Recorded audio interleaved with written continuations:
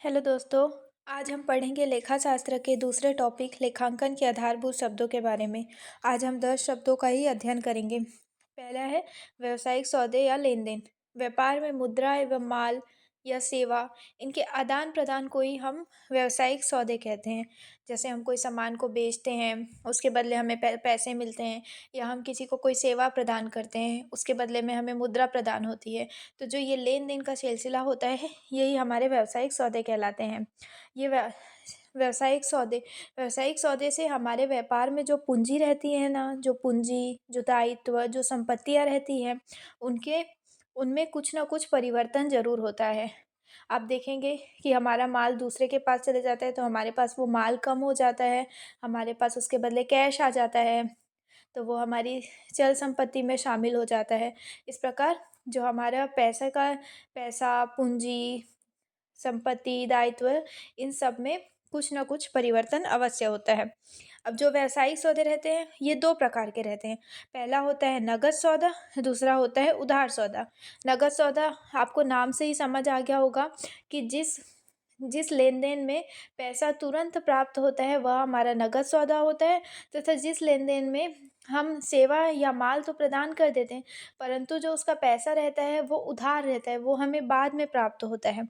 यह हमारे लिए यह हमारे लिए उधार का सौदा कहलाता है, जो हमें भविष्य में प्राप्त होने की आशा रहती है।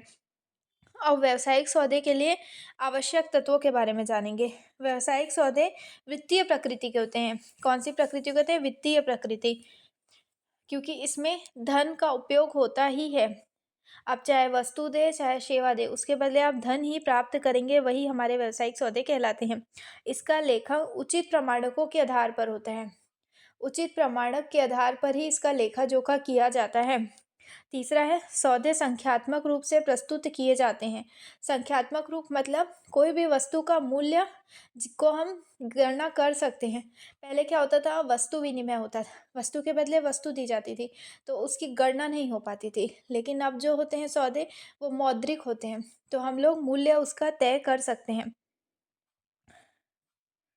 सौदे आंतरिक व बाह्य दोनों प्रकार के हो सकते हैं। ये जो सौदे हैं वह आंतरिक भी हो सकते हैं तथा बाह्य भी हो सकते हैं। दोनों तरीके के सौदे व्यापार में हो सकते हैं। अब चलिए हम अपने बढ़ते हैं अगले शब्द की ओर। दूसरा है हमारा पूंजी। अब हम पूंजी पे बात करेंगे।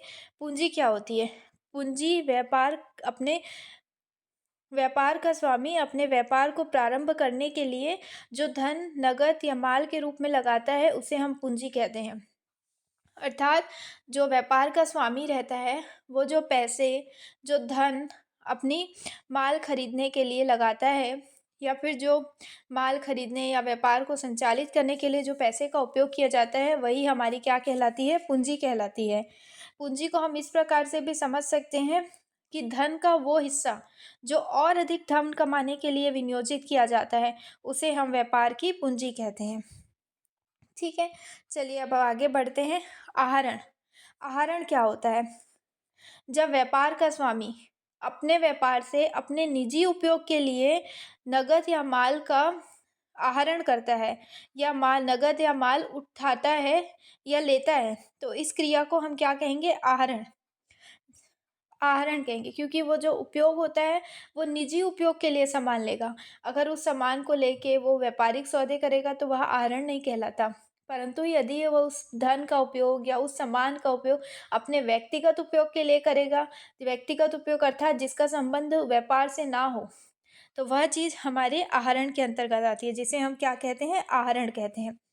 अब अगला हमारा टॉपिक है दायित्व।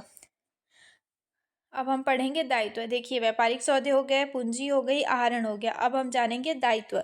दायित्व क्या होता है? दायित्व से आशय व्यापार के स्वामी के कोषों के अलावा व्यापार के उन ऋणों और ऋण देनदारियों से हैं जो अन्य व्यक्तियों और संस्थाओं को चुकाने हैं। अर्थात एक जो व्यापारी रहता है, ठीक है, जो व्यापार का स्वामी है, उसको जो धन किसी को देना है, उसने किसी से उधार लिया, उससे पैसे चुकाने हैं, किसी व्यक्ति को पैसे चुकाने हो, किसी संस्था को पैसे चुकाने हो, वो रहता है उस व्यापार के स्वामी का दायित्व। सामने वाला व्यक्ति भी हो सकता है, संस्था भी हो सकता है, कंपनी हो सकती है, कुछ भी हो सकता है। उससे ये अगर हमारा स्वामी उधार लेता है तो उसे जो चुकाना रहता है वह उसका दायित्व होता है। दायित्व को हम देय विपत्र, ऋण पत्र, बैंक ऋण आदि कह सकते हैं। जो बैंक से लोन भी लेते हैं वो भी एक प्रकार का हमारा दायित्व ही होता है। अब आगे बढ़ते हैं, हमारा 5वां टॉपिक है संपत्तियाँ। संपत्तियाँ क्या होती है? व्यापार में उपयोग होने वाले समस्त चल एवं अचल संसाधन जिनमें रोकड़ या आर्थिक लाभ प्राप्त करने में सहायता मिलती है, व्यापार की संपत्तियां कहलाती हैं। अर्थात व्यापार में उपयोग होने वाला जो भी हमारा संसाधन है, चाहे वो चल हो, चाहे अचल हो, चाहे वो कैश हो, जो भी है जिससे हमको आर्थिक लाभ प्राप्त होता है, वह हमारे व्यापार की संपत्ति कहलाएगी। व्यापार की संपत्ति को और समझने के लिए हम उदाहरण ले सकते हैं, जैसे कि भवन, भूमि, फर्नीचर, माल, हस्तस्थ रोकड़। हस्तस्थ रोकड़ मीन्स कैश इन हैंड, या फिर बैंक में रोकड़, कैश एट बैंक।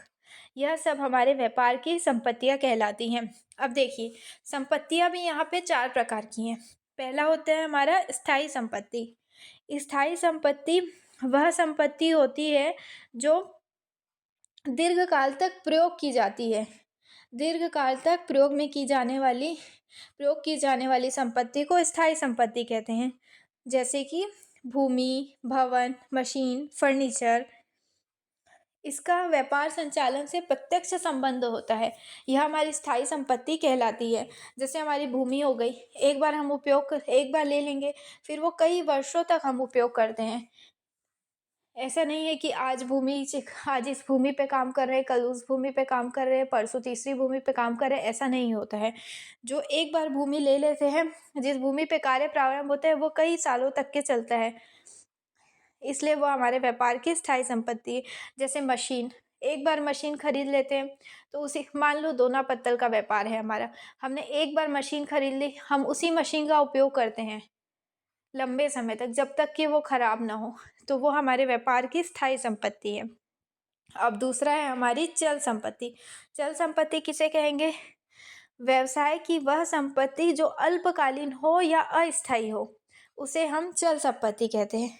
ये संपत्ति क्या है? परिवर्तित होती रहती है, कभी एक, कभी दूसरी, फिर तीसरा, या एक टाइम के बाद खत्म। जैसे कच्चा माल, मान लो हमारा रेशम के कपड़े बनाने का कारखाना है, तो जो मशीनरी रहेगी वो हमारी स्थायी संपत्ति में आएगी, परंतु जो रेशम का धागा आएगा जिससे कपड़ा निर्मित किया जाता है, तो वो जो रेशम का धागा है वो हमारी चल संपत्ति होगी, क्योंकि ये अल्पकाल के लिए रहती है। अब तीसरा है मूर्त संपत्ति। अब देखते हैं मूर्त संपत्ति कैसे कहते हैं। मूर्त संपत्ति को दृश्य संपत्ति भी कहते हैं।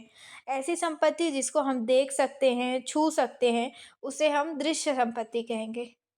जैसे कि हमारी भूमि, भवन, फर्नीचर, ये दृश्य संपत्ति के अंतर्गत आता है। यह हमारी स्थायी संपत्ति भी है, परंतु यह हमारी दृश्य संपत्ति भी है, दृश्य या मूर्त संपत्ति। अब अगला है हमारा अमूर्त संपत्ति। अमूर्त संपत्ति किसे कहेंगे? ऐसी संपत्ति जिसे ना हम देख सकते हैं, ना ही छू सकते हैं, केवल महसूस कर सकते हैं। वो संपत्ति जिसको हम केवल महसूस करेंगे, न देख पाएंगे, न छू पाएंगे, वो हमारी अमूर्त संपत्ति कहते हैं। इसे न देख पाने के कारण हम इसे अदृश्य संपत्ति भी कहते हैं। ये संपत्तियां हैं व्यापार की ख्याति या पेटेंट आदि, ये हमारी अदृश्य संपत्ति के अंतर्गत आते हैं। इसके अलावा भी 2 अन्य संपत्तियां होती है, क्षयशील संपत्ति, तरल संपत्ति, परंतु वह हमारे टॉपिक में नहीं है, तो हम अब आगे बढ़ते हैं। अब 6वां टॉपिक है हमारा प्राप्तियां। प्राप्तियां भी 2 प्रकार की होती है, एक पूंजीगत प्राप्ति, दूसरा आगमगत प्राप्ति। अब हम प्राप्तियों के बारे में पढ़ेंगे।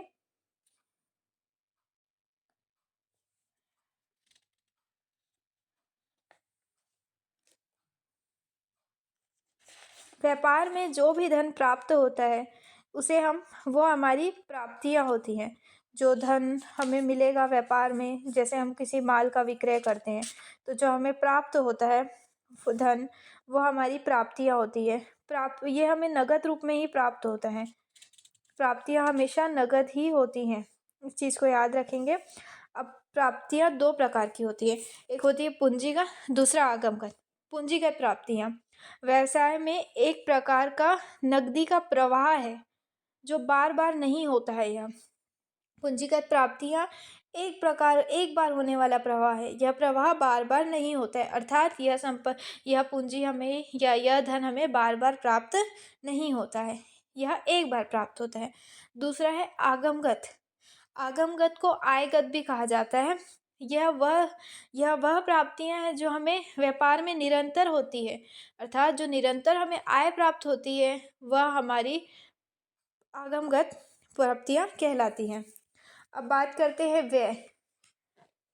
व्यापार में होने वाले समस्त प्रकार के खर्चे जो हमारे व्यापार के लिए आवश्यक है, इसमें निजी खर्चों को शामिल नहीं किया जाएगा।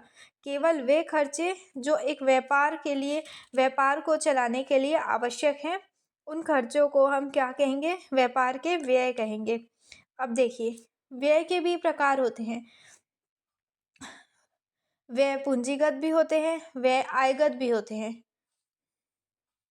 अब जानते हैं पूंजीगत व्यय क्या होते हैं। स्थायी संपत्तियों को खरीदने के लिए जो व्यय किए जाते हैं, स्थायी संपत्तियों को, जैसे हम भूमि, भवन, इन सब को खरीदने, इनकी स्थापना करने में जो व्यय करते हैं उसे कहते हैं पूंजीगत व्यय। और अब रहा आगमगत व्यय। आगमगत व्यय वे व्यय होते हैं जिसका लाभ सिर्फ उस अवधि तक ही प्राप्त होता है जब वो किए जाते हैं। जैसे हम पूंजीगत व्यय करेंगे, पूंजीगत व्यय के अंतर्गत हम मशीन खरीदेंगे तो उसका लाभ हमें कई वर्षों तक प्राप्त होगा। परंतु जो आगमगत व्यय रहते हैं उससे हम कच्चा माल खरीदते हैं, तो कच्चा माल हमारे लिए कुछ समय के लिए ही उपयोगी है, फिर वो खत्म हो जाएगा, फिर हमें दूसरा माल खरीदना पड़ेगा।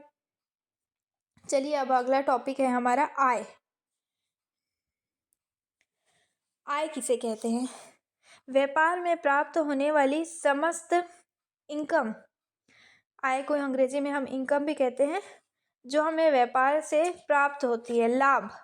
एक तरीके से आय हमारा व्यापार से प्राप्त होने वाला लाभ है, या उसे हम अपनी कमाई भी कह सकते हैं। यह हमारी आय होती है। व्यापार का मूल उद्देश्य ही आय प्राप्त करना है। तो व्यापारिक सौदों से जो भी प्रकार का लाभ हो वह हमारी आय कहलाती है। अब अगला टॉपिक है लाभ। लाभ क्या होता है? किसी भी व्यवसाय में जब हम वस्तुओं का व्यापार करते हैं या वस्तुओं को बेचते हैं, ठीक है, जब हम वस्तुओं को बेचते हैं तो उसमें से जो भी हमारा खर्चा, हमारे कच्चे माल का खर्चा, हमारे पूंजीगत व्यय, हमारे आयगत व्यय, समस्त प्रकार के व्ययों को निकालने के बाद जो हिस्सा बचता है वह हमारा लाभ कहलाता है। वह हमारा लाभ कहलाता है।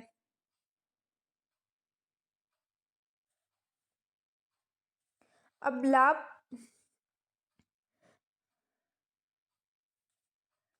इसे हम इस प्रकार से भी कह सकते हैं कि आगम व्ययों की तुलना में अधिक, जो व्यावसायिक क्रियाओं के कारण आगमगत व्ययों की तुलना में अधिक हो तो अंतर की राशि लाभ कहलाती है। जो धन रहता है, जो पैसा हमें प्राप्त हुआ, वो आगमगत व्ययों से अधिक होता है तो वह हमारा लाभ होता है। अब आगे बढ़ते हैं हम हानि। हानि क्या कहती है? व्यवसाय में हानि वह स्थिति है जब हम किसी वस्तु का विक्रय करते हैं, ठीक है, जो धनराशि हमें प्राप्त हुई, अब उसमें हमने कुछ खर्चा किया, कच्चे माल का, भूमि का, भवन का, जो भी हमने खर्चा किया उसको माइनस करेंगे तो जब देखेंगे हमको उससे हमारा खर्चा हमारे आने वाले रुपयों से अधिक हो गया तो अंतर की राशि व्यय कहलाती है।